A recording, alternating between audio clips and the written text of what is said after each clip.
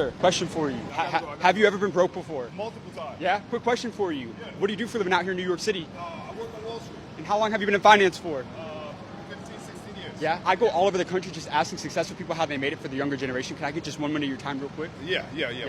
So what is one lesson about money you teach to somebody that the wealthy people know that most people do not know? One lesson about money 99% of people don't know. Money got to keep moving. In order for it to grow, in order for it to work for you, it has to keep moving. Yeah. Putting it in the bank on your mattress is never going to work. It's Yeah. got to keep moving. Investments. Yeah. Can I get just 1 minute of your time real quick for some questions? Yeah. What was the worst financial decision that you made throughout your career? Oh man, getting married, man. Getting married, man. My divorce wiped me out.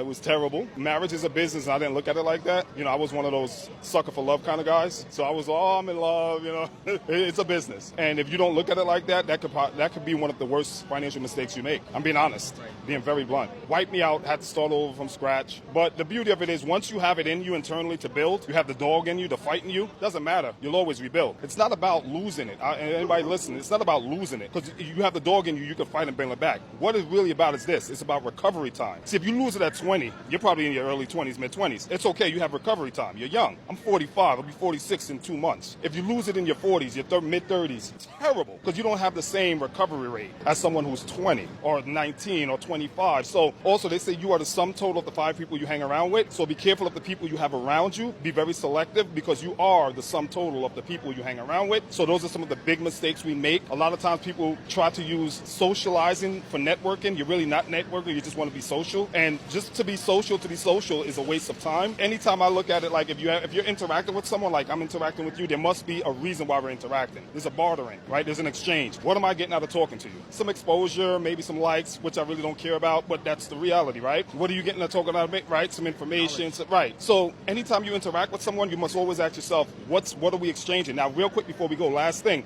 the universe teaches us this. What do you do every day? We breathe, we inhale, and we exhale. You take in the oxygen, and you give out the carbon dioxide, right? And the trees, your environment, takes in the dioxide and gives you back oxygen. So there's a bartering between you and the universe, the ecosystem. Inhale, exhale, contract, expand, contract, expand. So with everything in life, you got to apply that science to your life. Like, what is the exchange here? So the people you interact with, what are they? What's the bartering? What are they? Are they an asset? Is it a liability? What are we exchanging here? Those are the mistakes that you got to avoid. What's the deepest life quote that you've ever heard? Okay, right now. Don't go anywhere. I got it right here. This is how committed I am to this quote.